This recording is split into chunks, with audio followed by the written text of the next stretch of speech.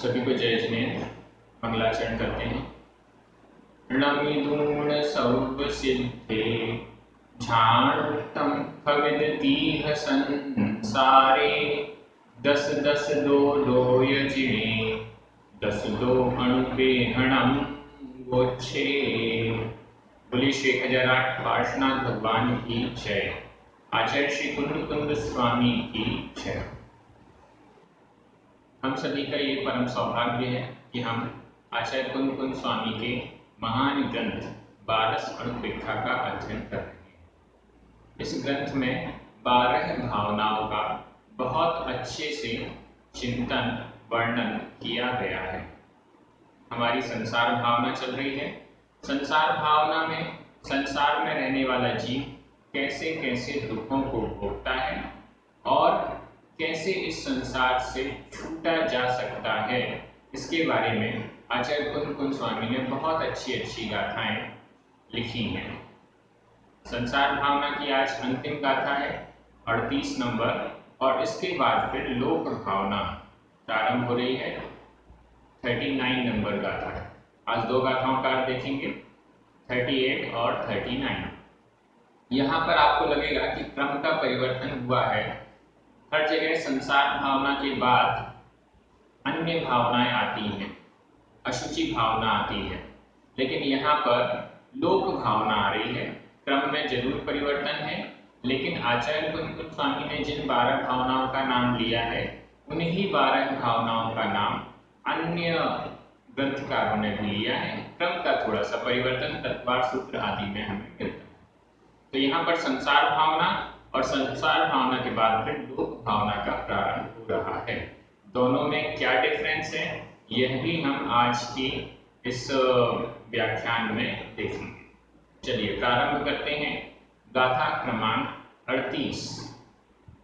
उच्चारण। संसार मतिक कंतो। संसार मतिक कंतो।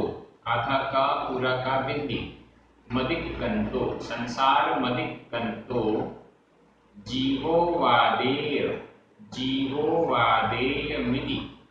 जीवो वादेय मिति विचिन्तेज्य। विचिन्तेज्य। विचिन्तेज्य। संसार दुहक कंतो। संसार दुहक कंतो जीवो सो हेय मिति। हेय मिति विचिन्तेज्य। विचिन्तेज्य। संसारमदिक कंतो। संसारमदिक कंतो जीवो वादेय मिति विचिन्तेज्य। जीवो वादेय मिति विचिन्तेज्य। संसार दुहक कंतो। संसार दुहक कंतो जीवो सो हेय मिति विचिन्तेज्य। जीवो सो हेय मिति विचिन्तेज्य। बहुत सरल गाथा है और इसका अर्थ एकदम सरल है। लास्ट के जो लाइन है मिति विचिन्तेज्य, ये ऊपर और नीचे दोनों लाइनों में एक समान ही है। दोनों में कुछ अंतर, अधिक अंतर नहीं है, बराबर है। शुरू में भी संसार ऊपर और नीचे एक सा है, बीच में भी जीव शब्द ऊपर नीचे एक समान, मतलब बीच में कुछ थोड़े से शब्द हैं जिनके कारण गाथा इतनी चमत्कारी और इतने अच्छे अर्थ वाली होती है। इस गाथा में हम देखेंगे कि हमारे लिए संसार का इतना चिंतन किया गया, अब उस चिंतन में हमारे लिए उपादेय ग्रहण करने योग्य क्या है और हेय छोड़ने योग्य क्या है। कैसा जीव हमारे लिए उपादेय है और कैसा जीव हमारे लिए हेय है, ये हमें इस गाथा में समझ में आएगा। अर्थ देखते हैं, बहुत सरल है।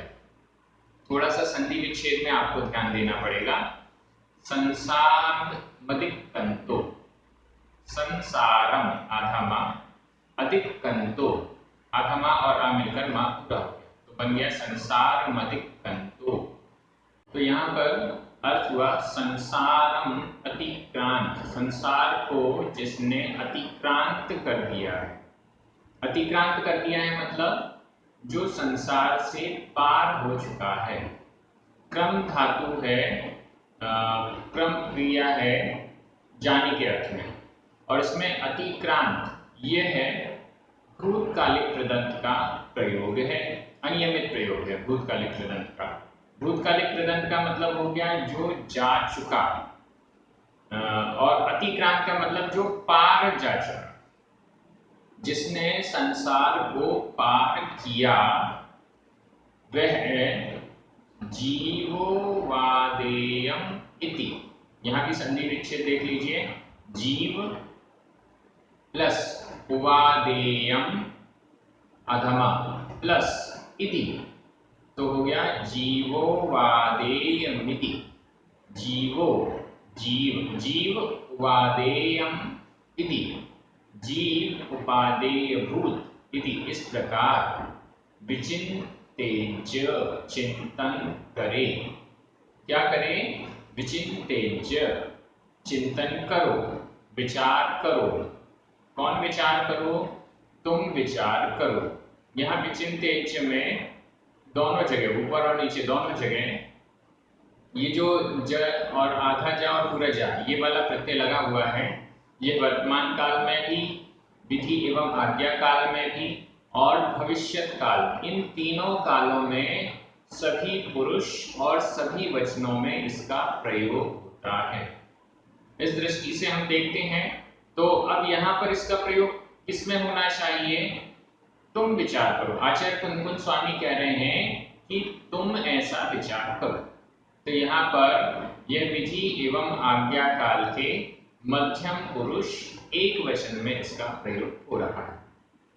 जीव संसारम अतिक्रांतो, संसार को अतिक्रांत कर चुका है जो, वह उस जीव को उपादेय भूत समझते हुए विचिन्तेज्य चिंतन करो। यहां पर सेंटेंस को अपन को कैसे लगाना है? जीव जिसने संसार को अतिक्रांत कर दिया है, ऐसे जीव को उपादेय समझकर, मानकर, ऐसा जीव उपादेय है, ऐसा इति इसमें दिया हुआ, मतलब इस प्रकार से विचिन्तेज्य चिंतन करना करो, ऐसा चिंतन करो। तो ये आपको क्लियर हो गया किसका चिंतन करना है, कौन उपादेय है? जो संसार से अतिक्रांत हो गया, संसार से पार हो गया, संसार जिसने त्याग, संसार जिसका नष्ट हो गया है, जो सिद्ध भगवान है, या संसार को नष्ट करने की प्रोसेस में जो लगे हैं अरिहंत भगवान, या जो मोक्ष के मार्ग में आगे बढ़ रहे हैं, साधना कर रहे हैं, आचार्य उपादेय साधु, ये पंच परमेष्ठी, इनको उपादेय भूत समझो, ऐसा यहाँ पर कहा गया। जिन्होंने, अब आगे चलते हैं, संसार दुहक कंतो, यहां की संधि विच्छेद देख लीजिए, संसार दुह कंत, वैसे यहाँ पर कोई स्वर की संधि नहीं हुई है, एकदम स्पष्ट अलग अलग शब्द हैं। संसार दुह कंत, क्रांत, संसार दुख से जो क्रांत है, यहाँ पर भी क्रांत का मतलब लगा हुआ है, दुखों में लगा हुआ है, दुखों से जुड़ा हुआ है। संसार के दुख से जो व्यथित है, संसार के दुखों से व्यथित जीवो सो हेयम इति, हेयम आधमा इति, ई आधमा और ई मिलकर मामी ई की मात्रा हो गई। जीवो सो जीवो, वह जीव, हेयम हेय है, इति इस प्रकार ऐसा विचिन्तेज्य चिंतन करो। हे जीव, जो दुखों, संसार में दुखों से भरा हुआ है, ऐसे जीव को हे समझो, हे विचार करो, और जो संसार का अतिक्रांत कर चुका है, संसार को पार कर चुका है, ऐसे जीव को उपादेय समझो। एकदम सिंपल आचार्य कुनकुन स्वामी ने बताया। जिसने संसार को नष्ट कर दिया वह जीव हमारे लिए उपादेय है, और जिसने संसार को अभी तक नष्ट नहीं किया है वह हमारे लिए है, ऐसा समझना। चलिए अगली गाथा में चलते हैं। गाथा क्रमांक 39 संसार भावना का पूरा वर्णन किया गया। अब आ रही है लोक भावना। लोक भावना की यहाँ पर 4 गाथाएं, बहुत शॉर्ट में। बाकी जैसे कार्तिकेयन प्रेक्षा ग्रंथ है, इसमें लोक भावना का बहुत अच्छा, बहुत लंबा चौड़ा वर्णन है, और एक एक नर्क कितने, स्वर्ग कितने, उनकी लंबाई चौड़ाई, सारा डिस्क्रिप्शन लोक का वहाँ पर दिया गया है। यहाँ पर बहुत शॉर्ट में केवल 4 गाथाओं में लोक भावना का बहुत अच्छा चिंतन प्रस्तुत किया है। आचार्य कुंकुन स्वामी ने यहाँ लोक भावना और संसार भावना को साथ में ले लिया। दोनों में क्या डिफरेंस है ये हम समझ लेते हैं। संसार भावना में संसार के दुख का चिंतन होता है, और लोक भावना में लोक के स्ट्रक्चर का चिंतन होता है। लोक का स्ट्रक्चर मतलब 3 लोक है, ऊर्ध्वलोक, मध्यलोक, अधोलोक। ऊर्ध्वलोक में कौन रहता है, मध्यलोक में कौन रहता है, अधोलोक में कौन रहता है, इसकी लंबाई चौड़ाई कितनी है, इन सब बातों का चिंतन यहाँ लोक भावना में किया जाता है। संसार शब्द और लोक शब्द का वैसे तो अर्थ एकदम बराबर होता है, लेकिन फिर भी इसमें डिफरेंस है।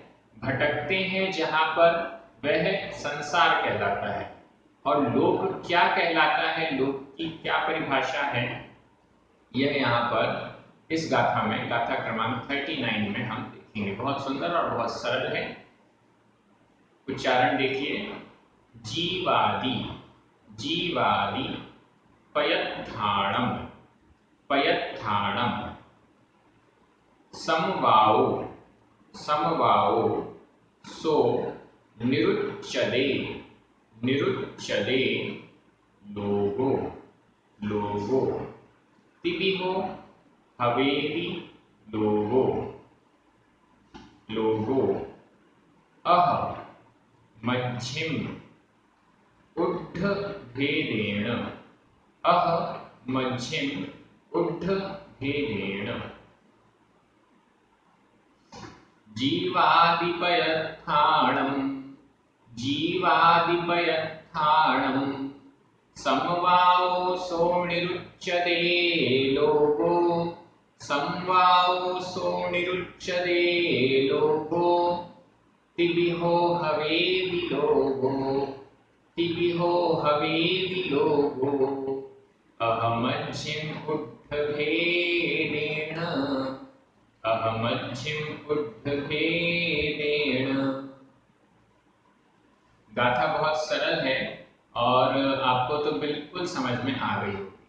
यहाँ ऊपर वाली लाइन में लोगो, लोक की परिभाषा बताई गई है कि लोक किसे कहते हैं, और नीचे वाली लाइन में यह लोक 3 प्रकार का है ऐसा कहा गया। बहुत सरल है।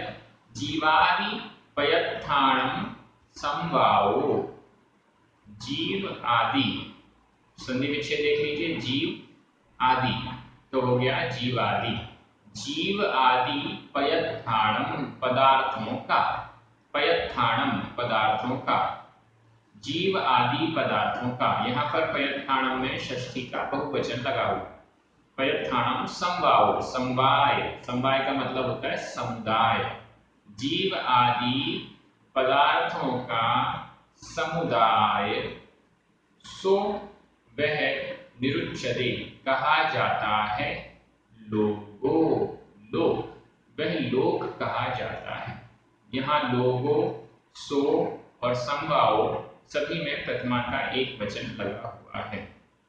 निरुच्यते यह वर्तमान काल अन्य पुरुष एक वचन का दे प्रत्यय लगा हुआ है। निरुच्यते कहा जाता है, कहा है, तो उसे लोग कहते हैं। जो जीव आदि पदार्थों का समूह है उसे लोग कहते हैं। ये एकदम सिंपल, ऊपर वाली लाइन का एकदम सिंपल अर्थ हुआ। दूसरी लाइन का अर्थ देखिए। तिबिहो हवेति लोगो, एकदम सिंपल। हवेदी होता है, यह भी वर्तमान काल अन्य पुरुष एक वचन का दी प्रत्यय लगा हुआ है। हवेदी का अर्थ हुआ होता है। तिबिहो 3 प्रकार का, ती यानी 3, विह यानी प्रकार, 3 प्रकार का हवेदी होता है लोगो, लोग। लोक तीन प्रकार का होता है। यहाँ लोगो और हवेली, लोगो और तिविहो, इन दोनों में ही प्रथमा का एक वचन है। लोक तीन प्रकार का होता है। आपको याद भी होगा, नक्शा भी आपने देखा होगा, तीन लोक का नक्शा कैसा होता है। तो उसमें वो अह मध्यम उड्ढ भेदेन, तीन भेद कौन से हैं? अह का अर्थ होता है अधो, अधो का अर्थ होता है नीचे, अधोलोक इसे कहते हैं। लोक शब्द तीनों में जोड़ दीजिए, अह यानी अधो, अधोलोक, मध्यम मध्य, मध्यलोक, और उड्ढ, उड्ढ का अर्थ है ऊर्ध्व, ऊर्ध्वलोक, भेदेन भेद से, भेदेन में तृतीया का एक वचन है।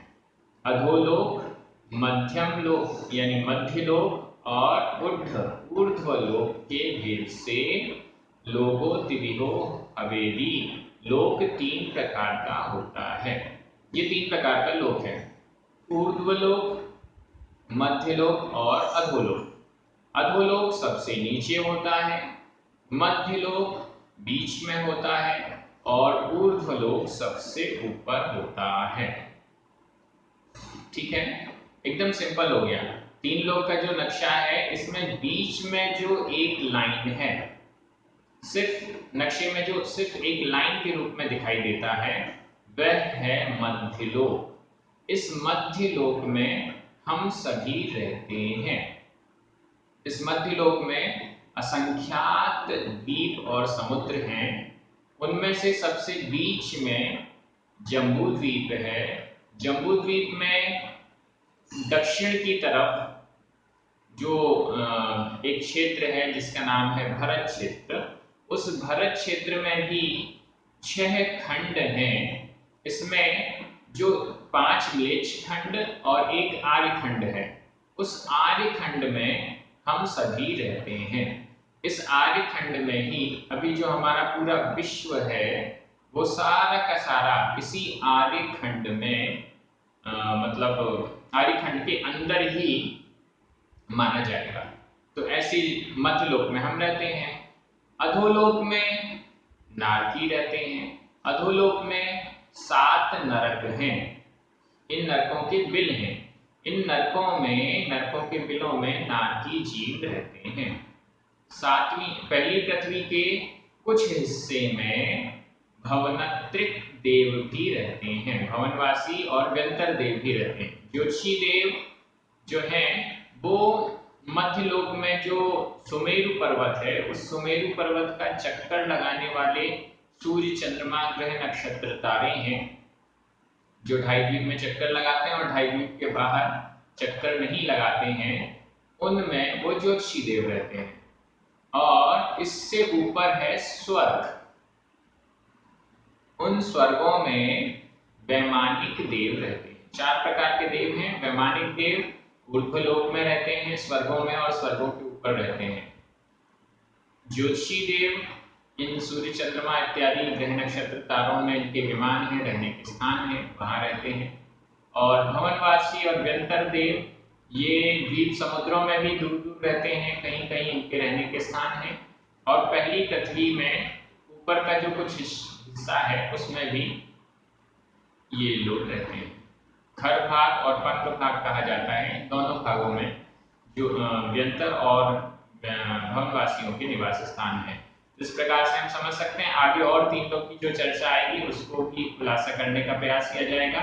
यहाँ जीव आदि पदार्थों का समवाय, आदि शब्द से क्या लेना है ये और समझ लीजिए। 6 द्रव्य जो होती हैं, इन 6 द्रव्यों का समुदाय जहां पाया जाता है उसे लोक कहते हैं। 6 द्रव्य कौन कौन सी हैं? जीव, पुद्गल, धर्म, अधर्म, आकाश और काल। ये 6 द्रव्य हैं। फिर से सुन लीजिए। जीव, पुद्गल, धर्म, अधर्म, आकाश और काल। जीव जिसमें जानने और देखने की शक्ति है, वह जीव है।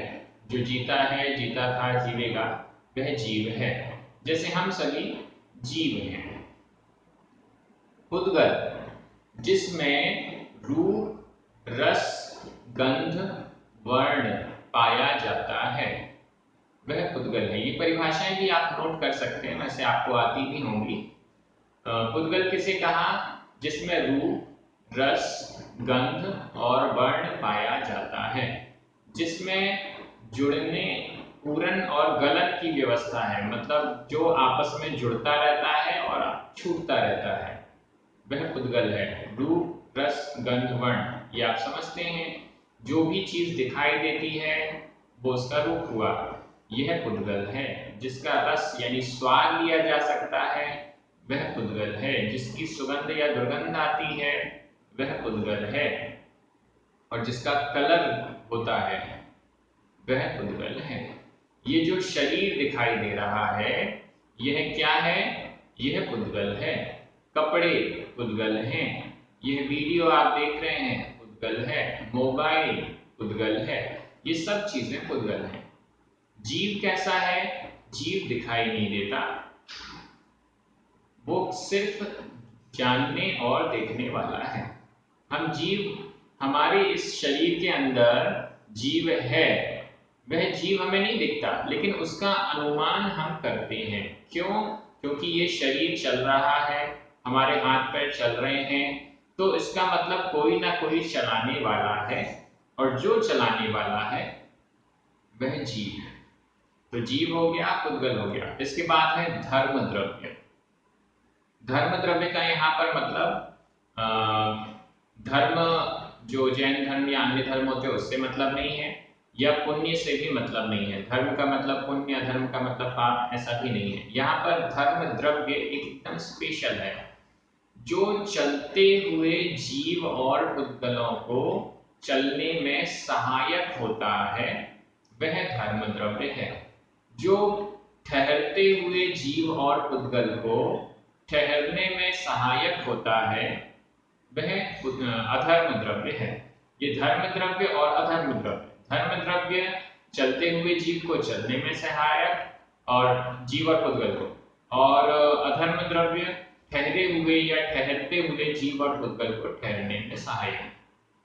हम चल रहे हैं, हम बैठे हुए हैं, तो जो हम बैठे हुए हैं तो अधर्म द्रव्य हमारी सहायता कर रहा है, और हमारे हाथ चल रहे हैं, मुंह चल रहा है, आंखें पलक झपक रही हैं, तो ये सब चीजें चल रही हैं, इसमें धर्म द्रव्य सहायक है। धर्म द्रव्य और अधर्म द्रव्य। धर्म द्रव्य या अधर्म द्रव्य फोर्स नहीं करता कि आपको चलना ही पड़ेगा। हमारी उंगलियां चल रही हैं तो यह हमारे निर्देशन पर या हमारे पुरुषार्थ से चल रही है। धर्म द्रव्य इसमें सहायता कर रहा है। धर्म द्रव्य फोर्स नहीं कर रहा है कि ये उंगलियां चले, या अधर्म द्रव्य हमें फोर्स नहीं कर रहा है कि हम बैठे। ये उदासीन निमित्त होते हैं। धर्म द्रव्य हो गया, अधर्म द्रव्य हो गया। आकाश। आकाश द्रव्य का कार्य है अवगाहना देना, स्थान देना। हम इतनी स्पेस में बैठे हुए हैं तो यह जो जगह है यह देने का कार्य आकाश द्रव्य का है। आकाश द्रव्य के दो भेद हैं, लोकाकाश और अलोकाकाश। लोक, यह लोकाकाश है जिसकी परिभाषा हम देख रहे हैं। अलोकाकाश, जहां पर आकाश द्रव्य के अलावा कोई द्रव्य नहीं पाया जाता वो कहलाता है आकाश, अलोकाकाश। और जहां पर क्षय द्रव्य पाई जाती हैं वो है लोकाकाश। काल द्रव्य, जो परिवर्तन हो रहा है, छोटा मोटा या बड़ा परिवर्तन, उस परिवर्तन में जो सहायक है वह काल द्रव्य है। धीरे धीरे समय बीतता जा रहा है, पता नहीं चला और हम इतने साल के हो गए, इतना समय बीत गया, चीजें चेंज होती जा रही हैं, बदलती जा रही हैं, टूटती फूटती जा रही, नहीं बनती जा रही। इन सब परिवर्तनों में जो सहायता प्रदान करता है वह काल द्रव्य। इस प्रकार से आपने इन सभी क्षय द्रव्यों का स्वरूप भी जान लिया। ये क्षय द्रव्य जहां पाई जाती हैं उसे लोक कहते हैं। लोक तीन प्रकार का है, अधोलोक, मध्यलोक और ऊर्ध्वलोक। इन तीनों लोकों में कहां कहां जीव रहता है, कहां कौन सा जीव रहता है, ऐसा चिंतन करना लोक भावना कहलाती है। आप सभी बहुत अच्छे से अध्ययन कर रहे हैं। हम लगभग 40 नंबर मतलब 40% हमारा ग्रंथ, 40-45% ग्रंथ पूरा हो गया है और बहुत अच्छे से आप सभी अध्ययन कर रहे हैं, रेगुलर अध्ययन कर रहे हैं। बहुत जल्दी मैं आपको एक खुशखबरी भी दे देता हूँ, बहुत जल्दी प्राकृत जैनागम की एक ऐप डेवलप हो रही है जो कि आपके सामने आएगी। उसमें आप बिना एडवर्टाइजमेंट के, बिना किसी रुकावट के, एक के बाद एक सारे वीडियो क्रमशः देख पाएंगे। आप पहला वीडियो देखेंगे, इसके बाद ही दूसरा वीडियो ओपन होगा। मतलब जब तक पहला वीडियो नहीं देखा तब तक दूसरा वीडियो लॉक रहेगा। ऐसा सिस्टम उसमें बनाया है जिससे व्यवस्थित रूप से आप प्राकृत जैनागम के ग्रंथों को, प्राकृत की व्याकरण को, इन सब कोर्सेज को बहुत अच्छे से व्यवस्थित रूप से ढंग से कर सकें। इस दृष्टि से वो ऐप तैयार हो रही है और बहुत जल्दी हमारे बीच में आ जाएगी। बहुत खुशी की बात है। हमारे जितने भी अध्ययन करने वाले सभी लोगों को बहुत बहुत धन्यवाद। सभी पुण्यार्जक, प्रचारक और स्पॉन्सर्स को बहुत बहुत धन्यवाद। सभी को जय जिनेन्द्र।